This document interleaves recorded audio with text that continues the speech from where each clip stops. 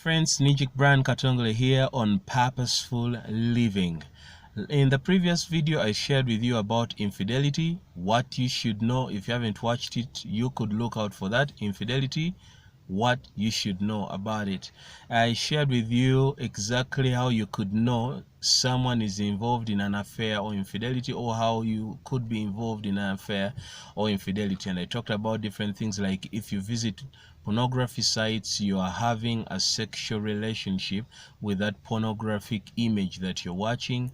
If you are indulging emotionally with a partner that is not your husband or wife, you're telling them deeper stuff about your life, even things that you may not be telling your husband about, or you find that you may be complaining about your spouse to that person, there is a big chance that you are involved in an affair. And therefore it's important to know, because what is happening in our generation today, there is more of emotional affairs than sexual affairs. Now, not all sexual affairs are emotional affairs, and not all emotional affairs lead to sexual affairs. But it's possible to have either one of them and a combination of both. Most emotional affairs end up leading into a sexual affair. But I want to clarify this again.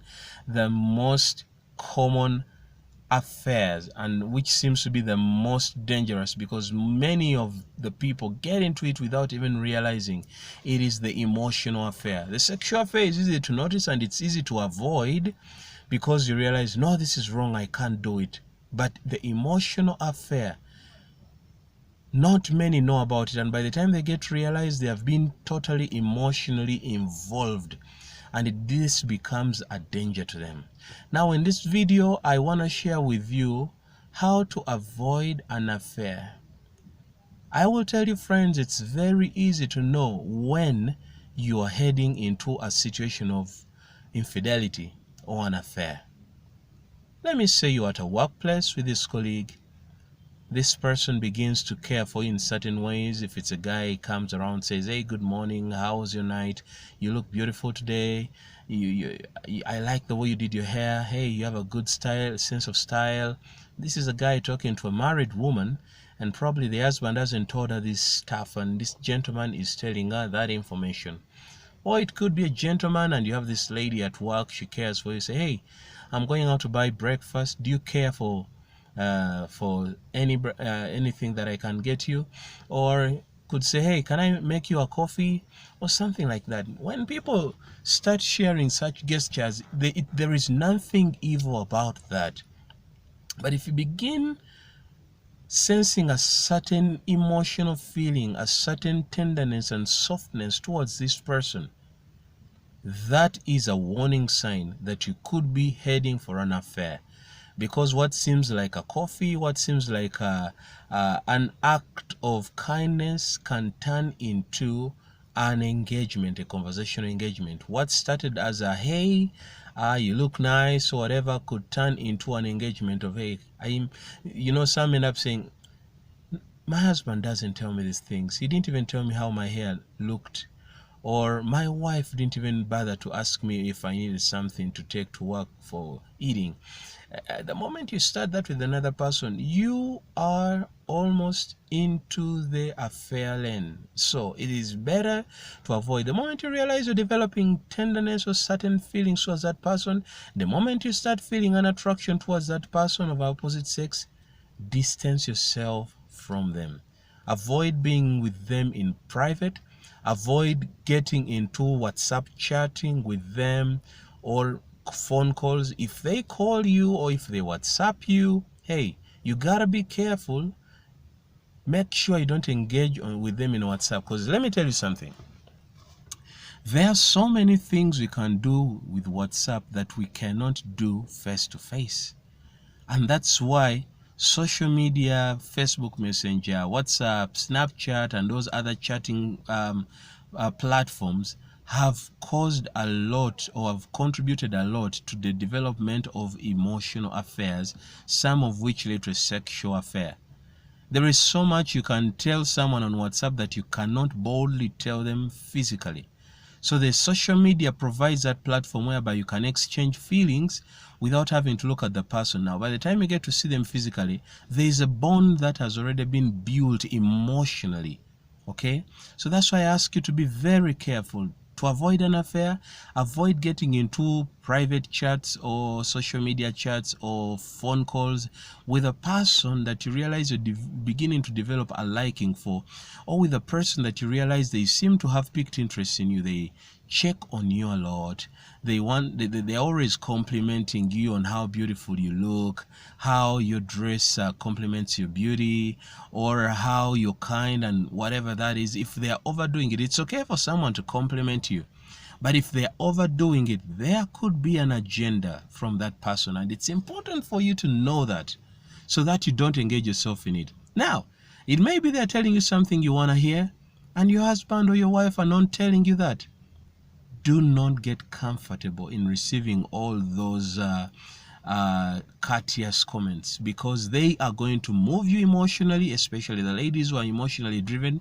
They are going to move you emotionally, and you're going to end up falling for them. For the guys, you can easily be drawn into that woman because she's going to begin dressing for you and nicely. She's going to begin using certain perfumes that would smell nice. She's going to want to be around you. She's going to start seeking for your advice or wisdom on certain things, and they may have an agenda. You may not know it at the beginning, but right in there, there is an agenda behind. Remember, it is very hard to avoid something when you have no idea what it is. So it's important to pay attention to that. It's better to avoid an affair than trying to get out of it, because by the time you're trying to get out of it, that means you're emotionally involved. So I am really dwelling my emphasis on avoiding an affair. I will say it again. Stay away from chatting with a person that you realize has expressed interest in you. Stay away from messagings, WhatsAppings, or late night calls. You know, those calls that are about how are you doing, how is your husband. And I need to tell you something. In this generation, people have become sharp. If someone knows that you're a married woman, you're a married man, and he comes and say, hey, I like you, you look so beautiful, can I take you out for dinner, or can we go out for a coffee? They definitely know you're going to say no. You say, I'm sorry, I'm taken, I am married. So, but they are using interesting techniques to lure you into their traps. A gentleman comes and says, hey, your husband must be so lucky he married a woman that is so kind. I envy him. Or statements like, I like the way you dress up, I like the way I like your kindness, I like your smartness. This is a lady telling a man, you know, your wife is really doing a very good job. Or, wow, she is a very lucky woman to have you. The little that I see here, man, your woman is a blessed woman. Or your guy is a blessed guy. Those statements penetrate deep to your heart. They provoke emotions that you want to feel. And the person who knows how to lure up married women into an affair will capitalize on that and says, hey, she likes this, he likes this, so I'm going to capitalize on this. And with time, your boundaries are going to become blurred. Your boundaries are going to be weakened. Your defenses are going to be weakened. So the next time they say, hey, why don't we just go out for a coffee? You are going to be drawn in. The other thing I'm requesting, or that I would advise you to do, avoid going on private dates with the person of the opposite sex that may have certain ulterior motives. They have shown a lot of interest. Like I said in the beginning, they over-compliment you. They seem to want to be around you much of the time. They seem to figure out how to create a conversation with you. And you realize almost every day they come around you, or they check on you, or they WhatsApp you, and they just say, hey, hello. When they ask you to go out for a date, hey, it's better you turn it down. Or you advise them that, hey, why don't we just meet in a public place, maybe a church or a park or something where everyone else is seeing you, and then try to limit those dates, because this is what happens. When you go out on a private date for a coffee with a guy of an opposite sex, it is rare that you're just going to talk about politics or sports. In the first few minutes, you will talk about politics or sports, or you may talk about exterior stuff. But as you go deeper into the conversation, because those dates don't just last 10 minutes, they last to about 3 hours, you're going to end up sharing about deep stuff. It may not be on the first day or in the first hour, but as you go deeper, you're going to end up sharing about your lives, some deeper things about your lives. And the moment you do that, that means a connection is building. You may not see it from the beginning, but it's subtly building. And if you're allowed to go for the second date, if you're allowed to, and usually those dates are followed up with WhatsApp chats. Hey, it was a good evening. Thank you for taking me out for coffee. Thank you for helping me out with this. Thank you for giving me a lift home.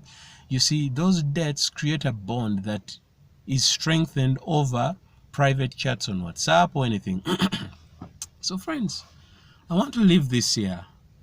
I am not a psychologist, neither am I a professional counselor or psychologist, but the little that I know, that I have seen, okay, I share with you so that you do not find yourself falling, so that you do not fall into the category of those who say, I don't know how it got this, I don't know how I was deceived, I don't know how it came to this. Now you know. These are some of the few pointers I've shown you. There are so many others. Do not fall for the trap of infidelity, because the end thereof is not good. The guilt that you carry, the shame that you carry is not good. It affects your self-esteem in many ways. And your relationship with your partner may not be the same ever again. Infidelity is a marriage destroyer. And I would encourage you to do as much as you can to avoid it. Now you may be there saying that, but I'm already in it. I'm trapped. I am in an affair with another person. What do I do? That is what I'll come with in the next video. So ponder on those. God bless you. See you next time.